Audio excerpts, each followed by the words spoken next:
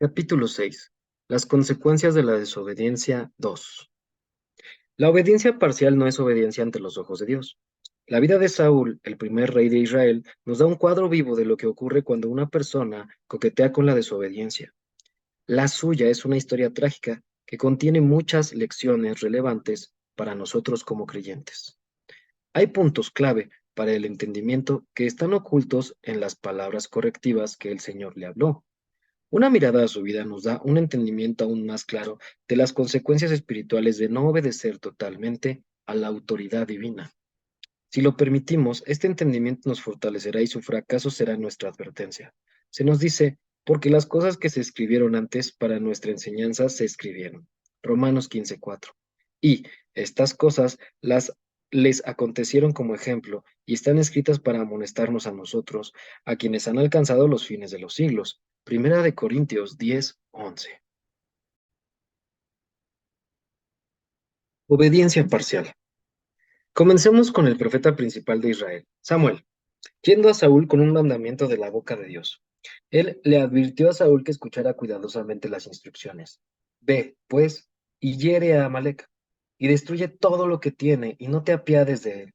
Mata a hombres, mujeres, niños y aun los de pecho, vacas, ovejas, camellos y asnos. Primera de Samuel 15:3.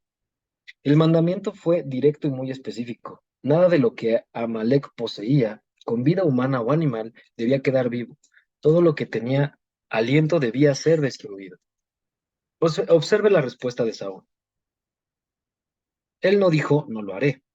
Es demasiado difícil.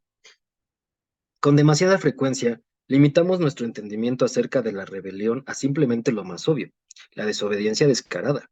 Pero pronto descubriremos que esto no es correcto. Saúl no asintió y luego cambió de parecer. La mayoría de nosotros entiende esta forma de desobediencia también. Saúl fue negligente en no hacerlo una prioridad y al fin y al cabo desobedeció siendo olvidadizo. La mayoría de las personas admiten que ese comportamiento no es obediencia, pero lo excusan debido a las buenas intenciones. Muy probablemente todos están de acuerdo en que esos escenarios representan un patrón de comportamiento desobediente, pero volvamos nuestra atención de nuevo a Saúl. Inmediatamente reunió su ejército y se alistó para atacar a Amalek. Todo se veía muy bien. Atacó y mató a cada hombre, mujer, infante y niño de pecho. Miles fueron pasados a espada por Saúl y su gran ejército. Sin embargo, le perdonó la vida al rey Amalek. ¿Por qué? Posiblemente se estaba conformando a la cultura de ese tiempo. Si alguien conquistaba una nación y capturaba a su líder vivo, era traído de regreso como esclavo, como un tipo de trofeo viviente. Saúl también mató a miles de animales, sin embargo, perdonó lo mejor de las ovejas, bueyes, corderos y todo lo que era bueno y se lo dio a su gente para que sacrificaran a Dios e hicieran algo legal. Imagínense cómo vio la gente sus acciones. Mientras sacrificaban los animales al Señor pensaban, qué rey tan piadoso tenemos, siempre poniendo al Señor primero. Pero Dios tenía una perspectiva diferente. Él se lamentó ante Samuel. Me pesa haber puesto por rey a Saúl, porque se ha vuelto de en pos de mí y no ha cumplido mis palabras. Primera de Samuel 15:11. Saúl mató a miles y dejó vivo a uno. Hizo el 99% de lo que se le ordenó. La mayoría de nosotros puede ver obediencia en su campaña, pero Dios vio desobediencia. De hecho, mediante el profeta, unos versículos después, lo llamó rebelión. De manera que aprendemos que la obediencia parcial no es obediencia ante los ojos de Dios. En efecto, una obediencia casi completa, aún de 99%, no es considerada obediencia, es rebelión. ¿Con cuánta frecuencia escuchamos este comentario? ¿Por qué no ves todo lo que he hecho? Te estás enfocando en lo poco que no hice. Saúl pudo haber dicho eso con seguridad y aunque concuerda con el razonamiento humano, no concuerda con el divino. Samuel salió para encontrar a Saúl y cuando lo halló, Saúl saludó entusiasmado, bendito seas tú de Jehová. Yo he cumplido la palabra de Jehová. Primera de Samuel 15:13. Se puede captar el gozo y la confianza en su voz. Creo completamente que Saúl era sincero. Realmente creyó hacer lo que se le había ordenado. Sin embargo, Dios dijo que se había revelado. ¿Cómo podemos reconciliar la vasta diferencia de opinión entre lo que Dios dijo la noche anterior y lo que Saúl creía en su corazón? La respuesta se halla en estas palabras. Pero sed hacedores de la palabra y no tan solamente oidores, engañándoos a vosotros mismos. Santiago 1:22. El momento en que una persona desobedece El momento en que una persona desobedece la palabra de Dios claramente revelada, un velo viene sobre su corazón. Ese velo distorsiona y obstruye su vista. Es un engaño. Saúl fue engañado en su razonamiento y aunque estaba confiado en que había hecho lo correcto, en realidad estaba errado. Su creencia estaba en conflicto con la realidad divina, aunque concordara con el razonamiento humano. Esa no fue la primera vez que Saúl fracasó en obedecer completamente la palabra del Señor. Samuel previamente lo había reprendido por la desobediencia, 1 Samuel 13 del 1 al 13. Pudo haber también otros incidentes que no fueron registrados. Saúl tenía un patrón de desobediencia.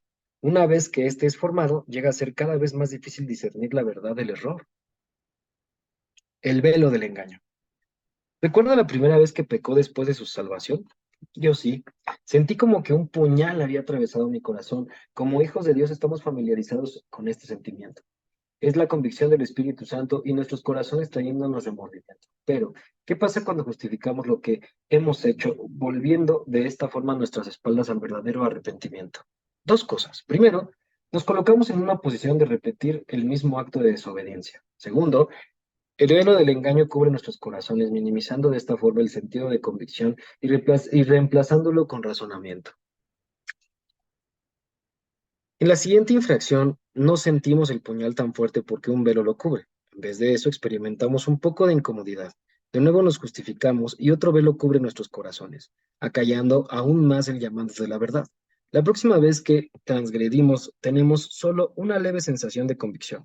Si nos justificamos de nuevo, otro velo de muerte cubre nuestros corazones. Así que si pecamos otra vez, el velo se hace más grueso. No hay convicción alguna, solo justificación. El engaño ha ocultado la verdad de nosotros y la conciencia se cauteriza. En este punto la persona puede caer de cualquier apariencia de piedad o continuar con un estilo de impiedad y vivir religiosamente bajo la maldición del conocimiento del bien y del mal. Este conocimiento proviene de una fuente que no es la palabra de Dios viviente inspirada por el Espíritu Santo. En su corazón, esta persona vive en los designios engañosos de su corazón. Puede ser la letra de la Escritura, la cual mata, Segunda de Corintios 3:6, o lo que la sociedad estima como bueno o malo. De cualquier forma, está desconectado del Dios viviente. Ahora, la única forma en que puede ser alcanzado es mediante un mensajero profético enviado por Dios. Proceso de 3 pasos. El Señor lleva a la persona a través de un proceso progresivo para alcanzarla en su desobediencia. Primero intenta alcanzar a la persona a través de la convicción, pero si la persona ha desobedecido repetidamente, está en un punto en que ha perdido el contacto con el corazón y la dirección divina, debido al velo del engaño. Dios entonces envió un mensajero profético, tal como envió a Samuel ante Saúl. El verdadero misterio de un profeta El verdadero ministerio, perdón, de un profeta abre los ojos para ver los caminos de Dios. Dios puede enviar a cualquier persona en una misión profética, no tiene que ser necesariamente profeta. El mensaje puede venir a través de un pastor, padre, jefe, hijo o amigo. Santiago explica, hermanos, si alguno de entre vosotros se ha extraviado de la verdad y alguno le hace volver, sepa que el que haga volver al pecador del error de su camino salvará de muerte un alma y cubrirá multitud de pecados. Capítulo 5, versículos 19 y 20. Note que el mensaje fue dirigido a los creyentes que están en pecado. Observe también la frase multitud de pecados, el desvío que resulta de la desobediencia repetida. Una vez que el mensajero profético es enviado, si aún no prestamos atención, Dios intenta alcanzarnos mediante el juicio. Pablo escribió, sí, pues, nos examinásemos a nosotros mismos, no seríamos juzgados. 1 Corintios 11:31. La raíz de la palabra juicio aparece 2 veces en este versículo. Sin embargo, cada una es una palabra griega diferente. La primera, si pues nos examinásemos a nosotros mismos, es el vocablo griego diacrino, que significa separar extensivamente. Esto ocurre cuando nos examinamos a nosotros mismos a fondo para quitar lo vil de lo precioso. Esto lo hacemos mediante la confesión y el arrepentimiento de nuestra desobediencia. La segunda palabra, no seríamos juzgados.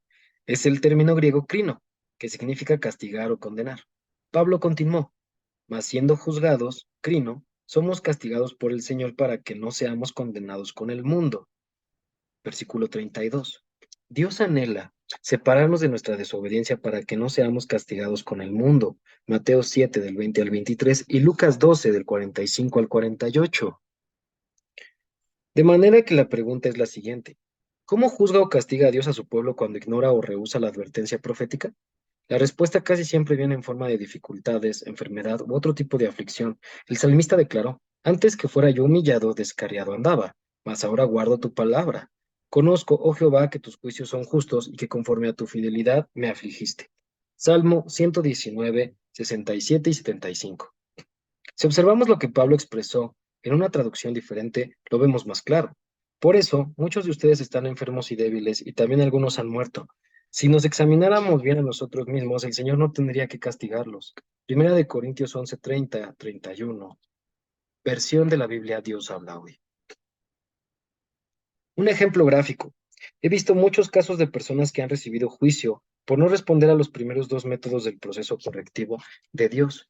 Una ilustración gráfica ocurrió a principios de los 90, cuando estaba predicando en un campamento de jóvenes en Texas. Al principio, la semana fue de mucha confrontación porque muchos jóvenes habían perdido su ternura hacia el Señor por efecto del pecado. Varios de ellos pasaron delante en cada servicio y se arrepintieron de sus pecados, la mayoría de los cuales eran de naturaleza sexual y fueron limpiados gloriosamente por la sangre de Cristo. Yo estaba esperando con anticipación la gran noche final de Dios, debido al arrepentimiento que se sembró toda esa semana. Cuando entré a ese servicio final me di cuenta que no comenzaría en la forma en que lo había anticipado. De nuevo, sentí la necesidad de traer corrección y llamar al arrepentimiento. Cuando llegó el momento para comenzar a hablar, tomé el micrófono y comencé a orar. El Espíritu Santo me mostró, hay una persona en este auditorio que está en rebelión. Dale a esta persona otra oportunidad de pasar adelante. Ya yo había predicado sobre la rebelión en un servicio previo. Hice el llamado.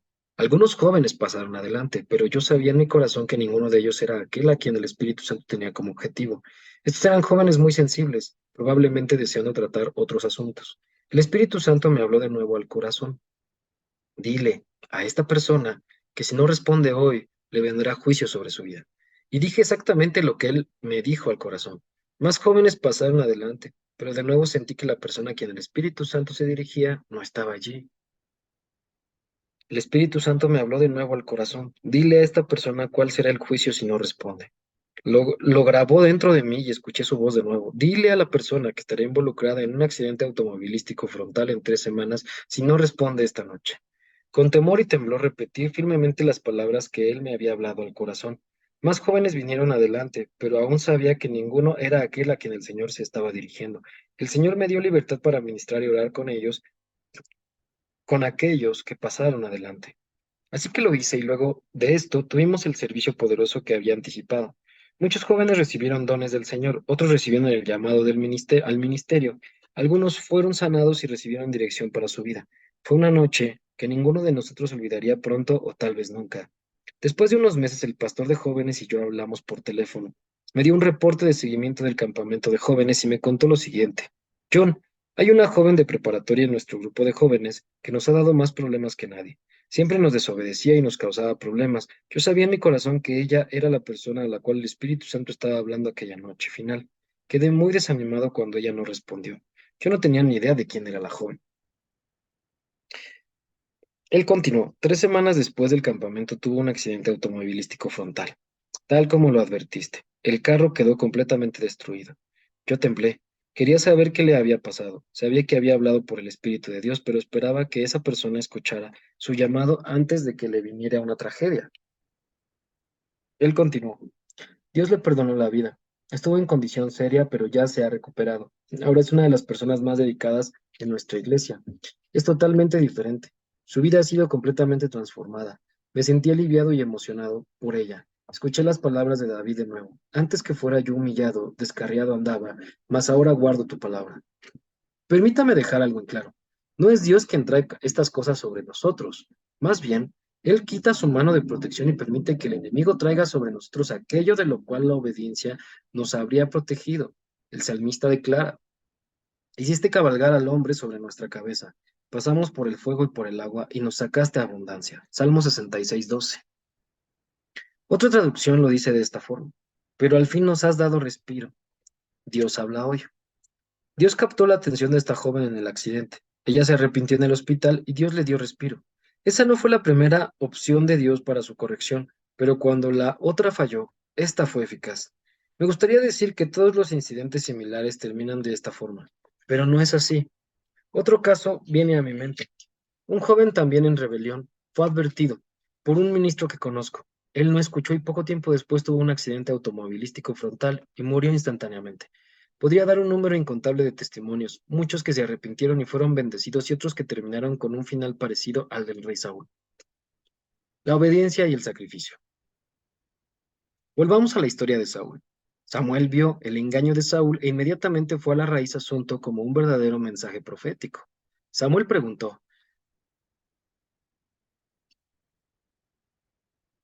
pues qué válido de ovejas y bramido de vacas es este que yo oigo con mis oídos. Saúl respondió rápidamente, de Amalec los han traído, porque el pueblo perdonó lo mejor de las ovejas y de las vacas para sacrificarlas a Jehová tu Dios, pero lo demás lo destruimos. Primera de Samuel 14:15. Él transfirió la culpa de sí mismo a la gente, cuando fue confrontado con la verdad. Yo quería obedecer, implicó él, pero la gente me forzó. Un hombre con un corazón no arrepentido le echa la culpa a otros cuando es sorprendido en desobediencia, no tomando responsabilidad por sus propias acciones. Adán le echó la culpa a Dios y a Eva. Eva culpó a la serpiente. Adán estaba en lo correcto. Dios le había dado la mujer y ésta le había dado a él el del fruto. Nadie lo forzó a él a comer. Él comió por su propia voluntad. Sí, Eva fue engañada, pero aún así tomó la decisión de desobedecer. Saúl guió al pueblo, ellos no lo guiaban a él. Él era responsable no solo por su desobediencia, sino por la de ellos también. Él era la persona en autoridad para guiar e instruir. Líderes, escuchen cuidadosamente. Usted será responsable por la desobediencia que permite en las vidas de las personas encargadas a tu cuidado. Elí, el líder de Israel y mentor de Samuel, sabía que sus hijos despreciaban las ordenanzas de Dios, pero sin embargo no hizo nada al respecto. Les dio un regaño poco serio, pero no ejerció su autoridad para castigarlos o restringirlos. Por tanto, Dios decretó, y le mostraré que yo juzgaré su casa para siempre, por la iniquidad que él sabe, porque sus hijos han blasfemado a Dios, y él no los ha estorbado. Primera de Samuel 3:13. No simplemente fueron sus hijos juzgados, sino que Elí también. Luego Saúl justificó su desobediencia porque las ovejas y los toros fueron preservados para ofrecérselos al Señor. Uno sabe que fue engañado si pensó que desobedeciendo podría traer un sacrificio aceptable o servir a Dios. Esta era una forma de rebelión sutil y engañosa. Jesús hizo la siguiente declaración: si alguno quiere venir en pos de mí, niéguese a sí mismo y tome su cruz y sígame. Mateo 16:24. Algunas personas toman la cruz y se desconcentran en su imagen de sufrimiento como representando una vida de sacrificio. Sin embargo, en estas palabras de Jesús, la cruz no es el enfoque único o completo. Usted puede vivir una vida de negación y sacrificio y no cumplir con el propósito o voluntad de Dios. Es más, puede escoger negarse a sí mismo y sacrificarse y aún estar en rebelión contra Dios. El enfoque que Jesús indicaba es la obediencia. La única forma en que podemos obedecer es tomar nuestra cruz, porque si no morimos a nuestros propios planes y deseos, en uno u otro momento ocurrirá un encuentro entre la voluntad de Dios y el deseo del hombre. Si no entregamos nuestras vidas, hallaremos una forma de cumplir con esos deseos contrarios a los de Él y aún usar las escrituras para apoyarnos, tal como lo hizo Saúl. Debemos preguntarnos a nosotros mismos, ¿incluye la desobediencia el servicio a Dios? Si es así, Satanás recibiría gloria de nuestras prácticas o sacrificios religiosos, bíblicos, pues es el originador y señor de la rebelión. En ese momento Samuel silenció el razonamiento de Saúl. Entonces dijo Samuel a Saúl: déjame declararte lo que Jehová me ha dicho esta noche. Y él le respondió: di. Y dijo Samuel: aunque eras pequeño en tus propios ojos, no has sido hecho jefe de las tribus de Israel, y Jehová te ha ungido por rey sobre Israel. Y Jehová te envió en misión y dijo: ve, destruye a los pecadores de Amalec y hazles guerra hasta que los acabes. ¿Por qué pues no has oído la voz de Jehová, sino que vuelto al botín has hecho lo malo ante los ojos de Jehová? Primera de Samuel 15, del 16 al 19. Samuel dijo: aunque eras pequeño en tus propios ojos, ¿no has sido hecho jefe de las tribus de Israel? En otras palabras, Saúl, cuando llegaste a ser rey eras modesto, humilde y manso. Vimos esos años anteriores cuando Samuel le dijo: Saúl, ¿qué sería rey? Saúl respondió en incredulidad: ¿no soy yo hijo de Benjamín, de la más pequeña de las tribus de Israel? ¿Y mi familia no es la más pequeña de todas las familias de la tribu de Benjamín? ¿Por qué, pues, me has dicho cosa semejante? Primera de Samuel 9:21. Saúl no se vio a sí mismo como rey. Quedó perplejo al pensar por qué Dios escogería a un hombre insignificante como él. Más tarde, Cuando el Señor decidió revelarle ante todo Israel, cada tribu fue llamada a echar suertes, y de entre ellos la tribu de Benjamín fue escogida. De esta, la familia de Saúl fue seleccionada, luego Saúl mismo. Y le buscaron, pero no fue hallado. Preguntaron pues otra vez a Jehová si aún no había venido allí aquel varón, y respondió Jehová, he aquí que él está escondido entre el bagaje. Primera de Samuel 10 del 21 al 22. Saúl quedó abrumado al pensar que gobernaría el pueblo de Dios. Él era pequeño a sus propios ojos. Samuel le recordó eso. Luego prosiguió y Jehová te envió en misión y dijo, ve, destruye. ¿Por qué piensas ahora que tú sabes más que Dios? ¿Cuándo superó tu sabiduría a la de Dios? ¿Has tomado ahora su lugar? ¿Por qué buscas lo correcto y lo incorrecto en una fuente fuera de Dios? ¿Qué le pasó al hombre humilde y modesto? ¿Sabe alguno de nosotros más que Dios? Por supuesto que no. Pero cuando desobedecemos, ese es el mensaje que le comunicamos a Dios y a las personas a nuestro alrededor. Qué necio es pensar que somos más sabios que Él, que se sienta en el trono de la gloria, el mismo que no solo creó el universo, sino que también lo contiene, el creador que puso las estrellas en los cielos con sus dedos. Sin embargo, exaltamos la sabiduría de los hombres sobre la suya cuando ignoramos su consejo. Rebelión y brujería. Samuel fijó su mirada en Saúl y con la valentía de su oficio profético declaró, ciertamente el obedecer es mejor que los sacrificios y el prestar atención que la grosura de los carneros, porque como pecado de adivinación es la rebelión y como ídolos e idolatría la obstinación. Primera de Samuel 15, 22, 23.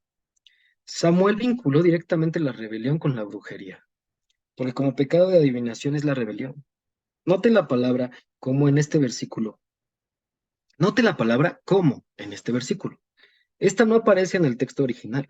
Fue añadida más tarde por los traductores para dar claridad. Una traducción mejor usaría solo la palabra es.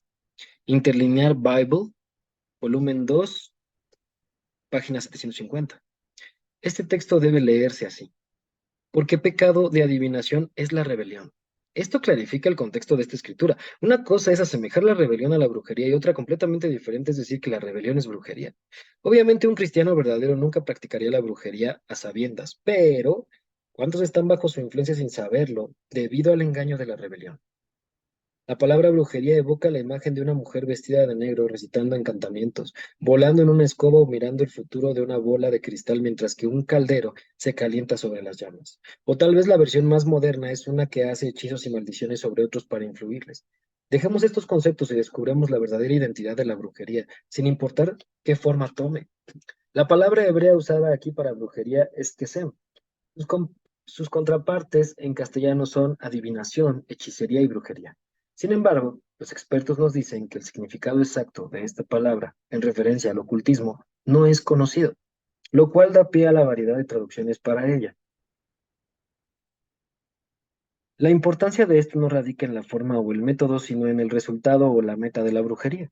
La brujería abre a la persona directamente al campo demoníaco. Su meta es controlar las circunstancias, situaciones o personas a través de varias opciones. Con frecuencia, sin el entendimiento del participante de lo que está ocurriendo en el ámbito espiritual. Esto varía desde la ignorancia total de lo que uno está haciendo al entendimiento y conciencia completa de los poderes de las tinieblas involucrados.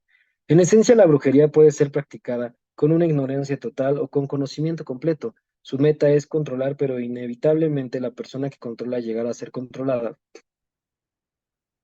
Su meta es controlar, pero inevitablemente la persona que controla llega a ser controlada debido a su involucramiento en el campo demoníaco. Esclavitud mediante la desobediencia.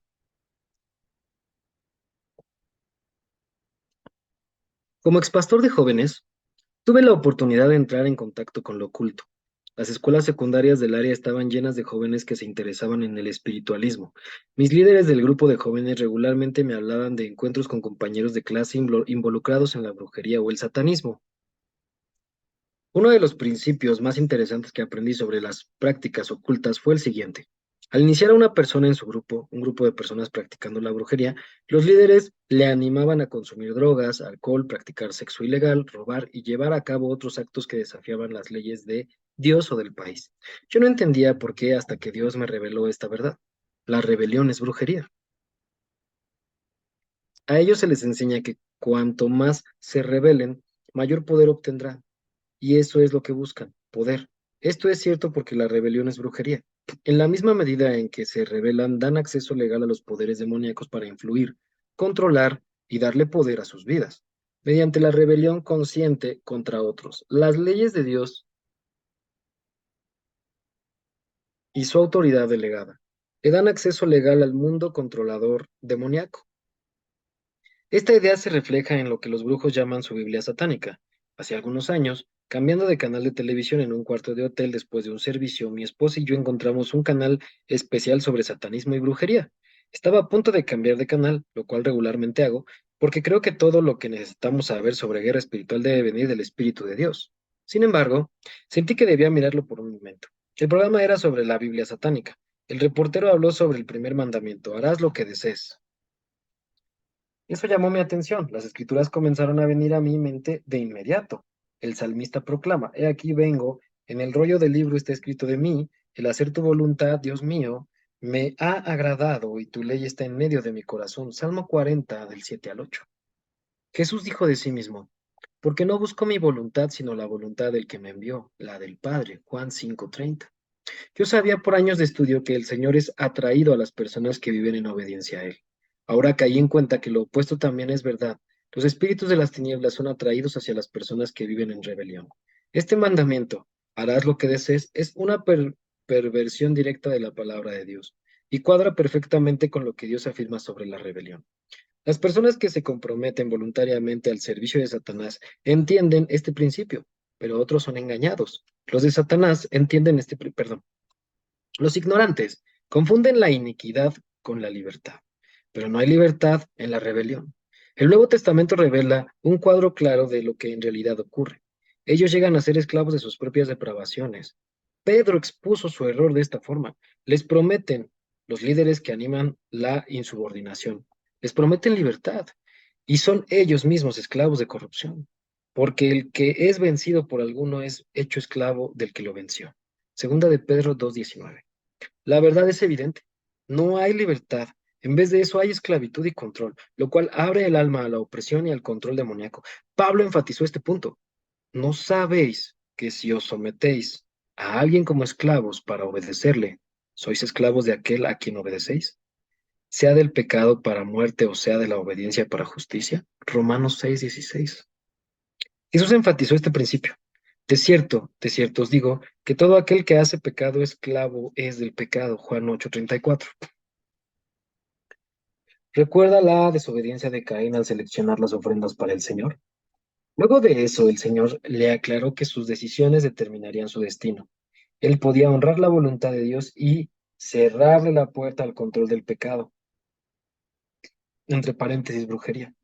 O podía rebelarse y enfrentar sin protección o poder divino el ataque del pecado que buscaba enseñorearse de él o controlarlo. Samuel le hizo una advertencia a Saúl, tal como Dios mismo se la hizo a Caín. La rebelión abrió su alma a la influencia de un espíritu controlador que le hizo comportarse de una manera que nunca hubiera adoptado estando en su sano juicio. Saúl no se arrepintió verdaderamente, y la Biblia indica en el primer libro de Samuel 16:14 que poco después de su rebelión un espíritu malo atormentador vino sobre su vida y lo atormentó. El espíritu malo tuvo acceso legal a su vida desde ese punto en adelante. No hubo descanso para Saúl porque no se arrepintió en verdad. Saúl llegó a ser un hombre muy diferente al que habíamos conocido primero. Pasó de ser un joven humilde que obedecía a la autoridad, tal como su padre y el profeta Samuel, y que respetaba las cosas de Dios, a alguien que violaba todo lo que había respetado antes. Si usted le hubiera hablado en sus años tempranos y le hubiera dicho: Saúl, el día vendrá en que matarás a 85 sacerdotes inocentes, sus esposas y sus hijos en un arranque de rabia, le habría dicho que estaba loco. Imposible. Nunca podría hacer eso. Habría razonado. La triste verdad es que lo hizo. En primera de Samuel 22. El espíritu malo lo llevó a una vida de celos, ira, odio, contiendas, asesinato y engaño, y lo controló mediante su desobediencia y falta de arrepentimiento. Él persiguió y trató de matar a David, uno de los siervos de Dios y uno de sus siervos más fieles. Creyó que David era un traidor, cuando en realidad era un hombre según el corazón de Dios. Como resultado del control demoníaco, Saúl vio solo medias verdades a través de una nube expresa de engaño. La verdad se convirtió en mentira y la mentira en verdad. ¿Cuántas veces he visto esto pasar? no solamente con otros, sino conmigo mismo. Recuerdo etapas de mi vida cuando coqueteaba con la desobediencia y me dan ganas de llorar del engaño en el que andaba. En aquellos tiempos veía a las autoridades piadosas como legalistas o en error y a mis amigos piadosos como mis adversarios. Me hice amigo de otros rebeldes y eso añadió más leña al gran fuego que ya ardía de desobediencia. Pensábamos que estábamos más cerca del Señor y estábamos convencidos de que éramos una nueva generación de ministros que Dios estaba levantando. El Señor ha sido muy misericordioso conmigo. Ojalá que sus ojos sean abiertos a este engaño para que no sea engañado como yo.